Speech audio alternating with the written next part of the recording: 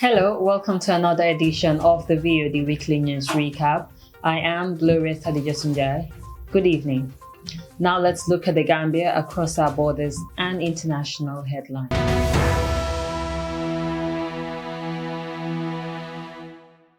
K-Cham Food Corner Youth Empowering calls the press. The World Bank Group launches second economic update report. Banjul Mayor attends IVLP Summit for Democracy in US. Yankuba Toure appeals against his conviction. Gunman in a Nigerian church shot. ECOWAS says it regrets junta's 24 months transition decision in Mali. Soldiers killed 9 villagers in Cameroon, investigation launched. Bola Tinubu to contest Nigeria in the presidential primary elections. Zuma allows to sue over medical reports leak. Kansas woman admit to train in all-female IS battalions in Syria. Train derailment in eastern Iran kills 21. Prophet Muhammad rolled deepens Indians' diplomatic woes. 1 dead and others hurt as car drives into pedestrians in Berlin. Harvey Weinstein to be charged with indecent assault in UK. Those were the headlines. Now let's look at the news in details.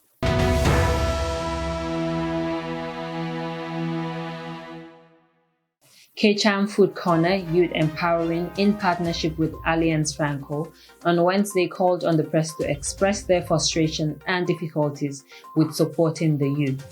Malik Cham, the representative of K-Cham Youth Corner, outlined difficulties they're facing as a youth empowering organization and said one of them is sponsorship. He mentioned it's been 3 years they have been working on this project, but they lack support from the government or even private sectors. K-Cham Youth Corner, no, but K-Cham Youth Corner, we stand for the voice of the youths. We start for the voice of the youths, and we make sure that whatever is going to benefit the Gambia through the youths, we will stand and we will say it. And we will not be tired to be coming to the media and talking about these issues. And we are not here to criticize anybody. No, because I can say that the Minister of Sports, last week we went to his office. We thank him for the support, and at least we thank him for what he was doing, because we met him on the journey to Senegal to watch the Gambia football. But at least we got promises, and it was not only promise, but at least the little cash we used to manage, we get at least a package from him. Which is making things hard for them. They said they believe if they are up to helping the youth of our nation, they expect the government and NGOs to come and join them to empower the youth. We have restaurants training youth on catering with our own money and even going to the extent of getting them jobs, Mr. Cham said. He concluded saying they are calling for every sector to come on board in their quest in supporting the youth.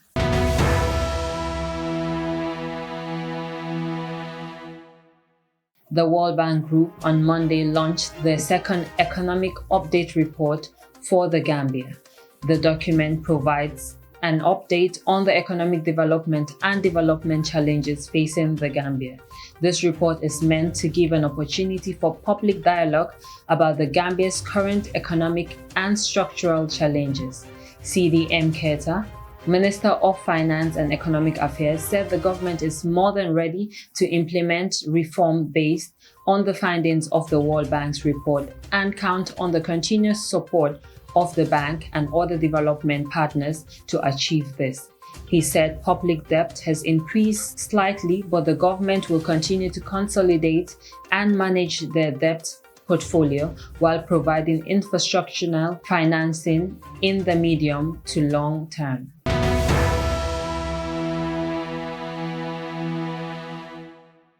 Banjul Mayor attends IVLP Summit for Democracy in US. Haddjatou reports. The mayor of Banjul is attending the International Visitor Leadership Program and Summit for Democracy on the way in the United States of America. This came in the wake of her selection by the US Embassy in Banjul as one of the several participants to take part in this important international program organized by the USA Department of State's Bureau of Education and Cultural Affairs in partnership with USAID and the National Security Council Democracy Directorate. The event brought together 25 mayors and municipal leaders from selected countries around the world to engage in strengthening democracy, advancing respect for human rights, and fighting global corruption. The mayor of Banjul, Rohey Malick Lowe, said the program would add value to the work that the Banjul City Council has been doing under her leadership. Haddjatou Njie reporting for VOD.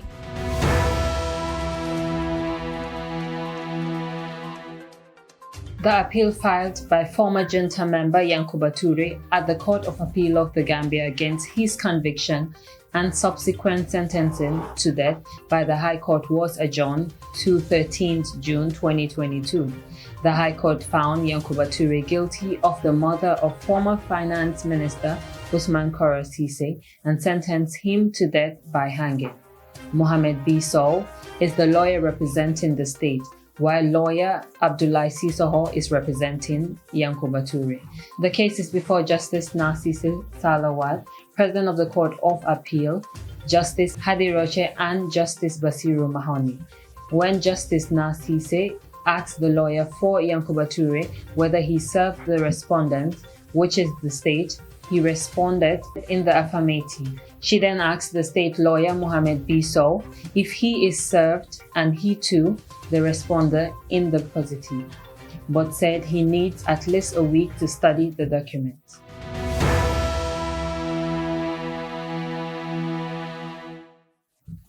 Now let's look at the news across our borders.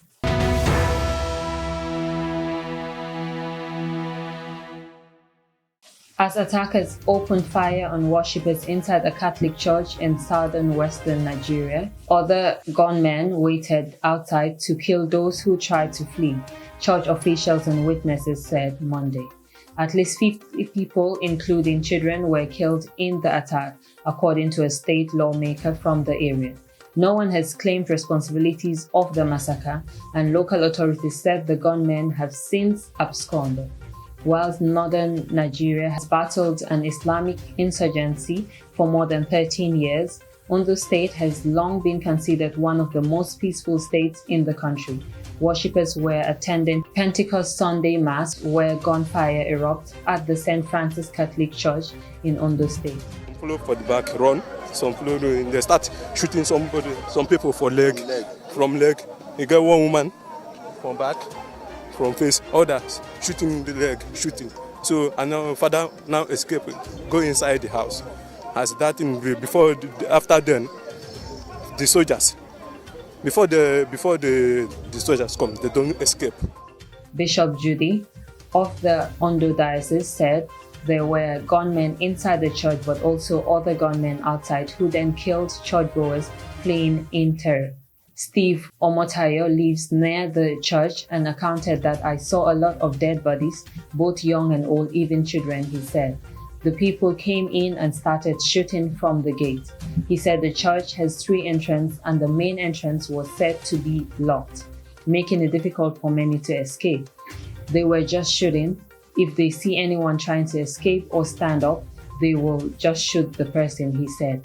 Everyone standing was bombarded with bullets. Health workers in the area have been overwhelmed with the situation, struggling to treat scores of wounded following the attack. The Nigerian Medical Association in Ondo State directed all available doctors to head to the hospitals to offer any help to dozens of critically wounded. At a stage, even the blood got exhausted at a blood bank, and we had to be pleading for blood, said a doctor at the Federal Medical Center in Owo, who spoke on conditions of anonymity because they were not authorized to speak to journalists. Even as a physician, I have attended to a good number of casualties, but what I saw yesterday was far beyond whatever I have seen before in my life and in the practice. State Police Commissioner Oyeyemi said security forces were on top of the situation.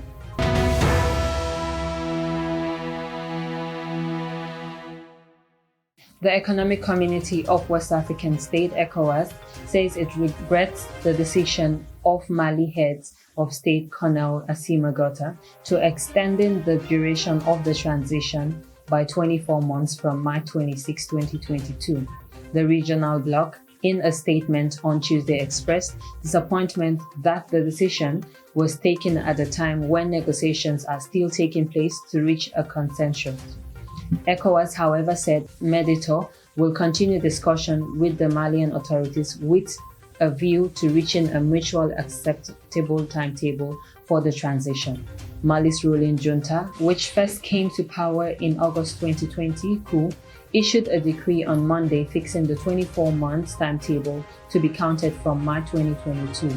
The 15 members bloc has been pushing for a shorter extension of at most 16 months. In January, ECOWAS imposed sanctions after Mali's junta said it would not organize democratic elections the following month as initially planned. Heads of states from ECOWAS member countries are expected to hold another summit on Mali before July 3rd.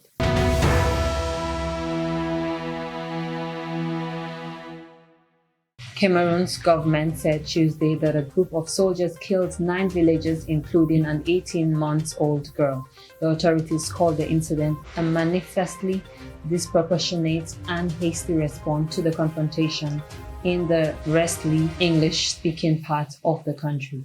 On June 1st, 4 soldiers were searching for a missing comrade in a village of Misson, northwest Cameroon, when they came across a group of angry villagers the defense minister described as angry in a statement. Since 2017, a conflict in tearing apart Congo's northwest and southwest regions, the military and secessionist militants have both been accused of atrocities.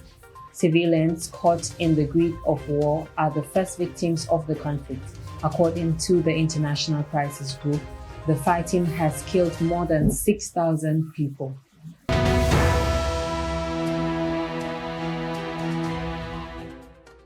Bola Tinubu to contest Nigeria in the presidential primary elections.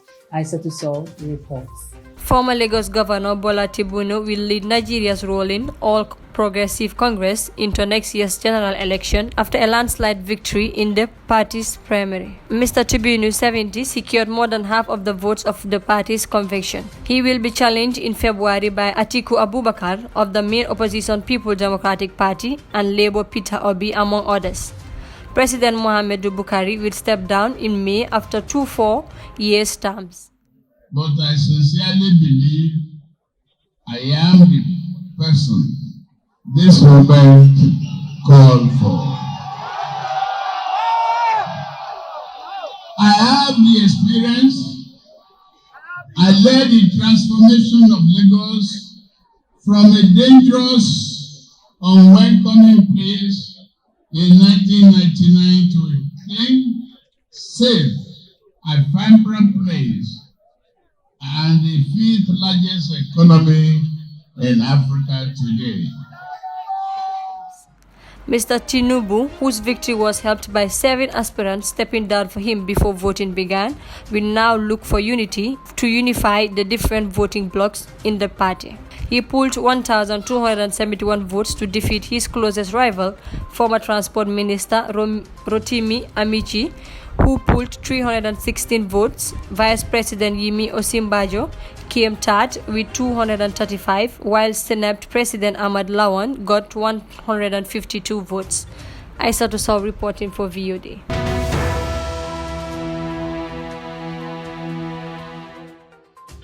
South Africa's former president Jacob Zuma has been given permission to privately prosecute Billy Downer, the lead prosecutor in his arm-dealed corruption trial. Zuma laid a criminal complaint against the lawyer for allegedly leaking his medical reports to the press. The former president wants him to be removed from the arm deal case, accusing him of lacking independence and impartiality. The director of public prosecution in KwaZulu-Natal province said there is no enough evidence to prosecute the case against Mr. Downer, though Zuma can do so privately. The latest development is seen as yet another delaying tactic by Zuma's legal team to avoid the trial, which is expected to resume in August. The former president is facing charges of racketeerism, corruption, money laundering, and fraud for allegedly accepting briberies from French armed companies, tails to secure lucrative defense contracts from the South African government. Mr. Zuma has pleaded not guilty to all charges.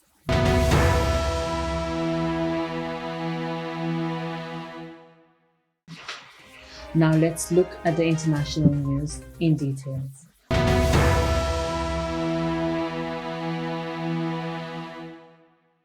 A US woman has confessed to leading an all-female squadron for the so-called Islamic State group in Syria, as well as plotting attacks on American soil.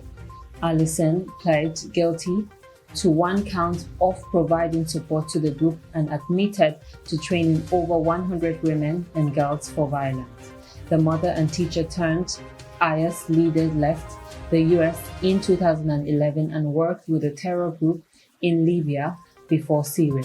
She faced a maximum of 20 years in prison at her sentencing in October. Allison, 42, a former biology student and school teacher, traveled to Syria to join the group after living in Egypt and Turkey. While with IS, she led Haddjatou Njie, an all-female battalion based in its de facto capital of Raqqa, Syria.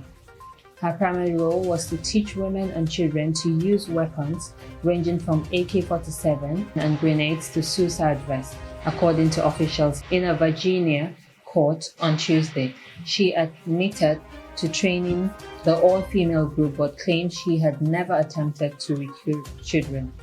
"We did not intentionally train any young girl," she said, according to CNN. Some of the women she trained are expected to testify against her at her sentencing hearing. Allison, who was known by the moniker Mohammed Amrikim, also lived in Iran after it was captured by IS fighters. According to prosecutors, one witness testified that her level of radicalization was off the chart, an 11 or 12 on the scale of 1 to 10.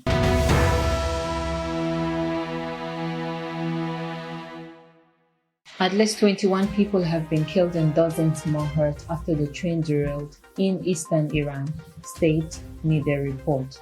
The train, which was carrying 348 passengers, came off the line between the cities of Mashhad and Yash, about 50 kilometers, 31 miles from Tadash.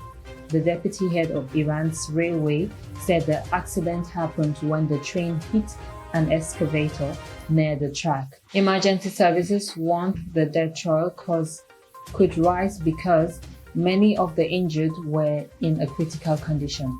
5 of the train's 11 carrying were knocked off the line. Malde Valipo of the Iranian Red Crescent told State TV. National Rescue Service spokesman Man Moshiba told reporters that 3 helicopters and 24 ambulances were dispatched to the scene after the accident, which happened at around 5:30 local time. State TV broadcast footage from a local hospital where the injured were receiving treatment. One of them told a reporter that they felt the train brake suddenly and then slowly before the derailment. An investigation has been launched by the Tabriz prosecutor to establish how the train came to strike the excavator.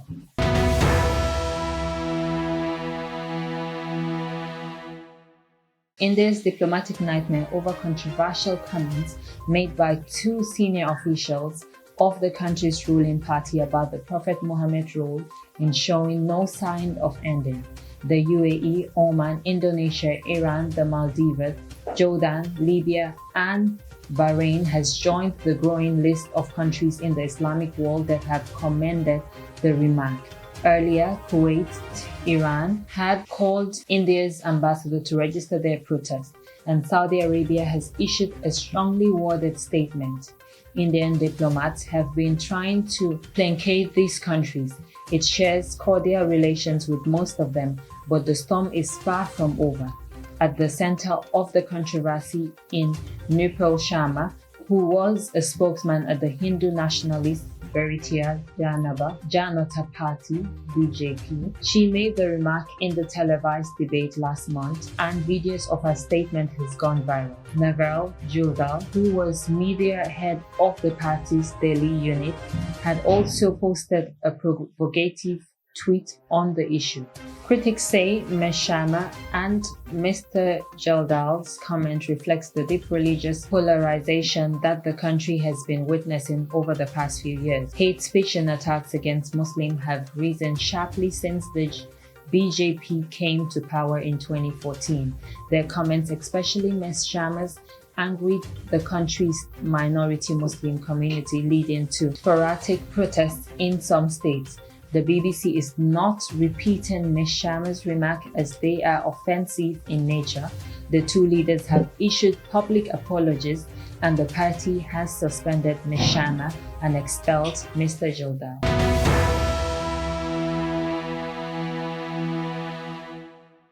One person has been killed and at least a dozen more injured after a car drove into a crowd on a busy Berlin city. Emergency officials said it is unclear whether the incident, which happened at around 10:30 local time, was intentional or an accident. A police spokesman told reporters that the driver, a 29-year-old man, was arrested at the scene. The incident took place in the heart of Western Berlin on one of its busiest shopping streets. There are seriously injured people amongst the more than a dozen injured, police spokesman Thilo Karbin said. Police added that the driver, who has dual German and American citizenship and lived in Berlin, had initially been apprehended by passer-by. Report says the vehicle off the street and mounted the pavement before crashing into a shop front. Images from the scene shows a silver Renault crash through a displayed window in a cosmetic shop. There are almost pictures of what appears to be a body covered in blanket in the middle of the road.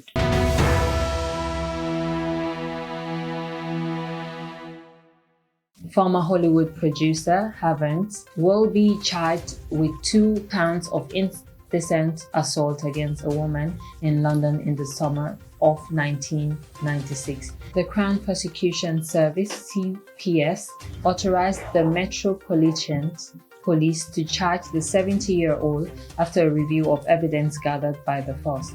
The Metropolitan Police said it is alleged 2 offences took place between 31st July and 31st August 1996. The alleged victim is a woman who is now aged in her 50s, the force said.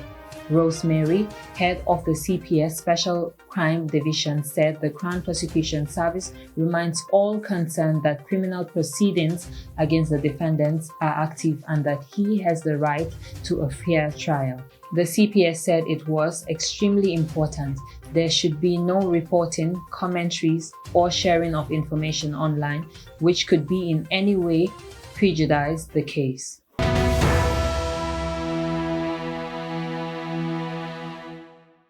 That's all we have for you today. Until we come your way again, I am Glorious Haddjatou Njie on the VOD Weekly News Recap. Have a good evening and thanks for watching.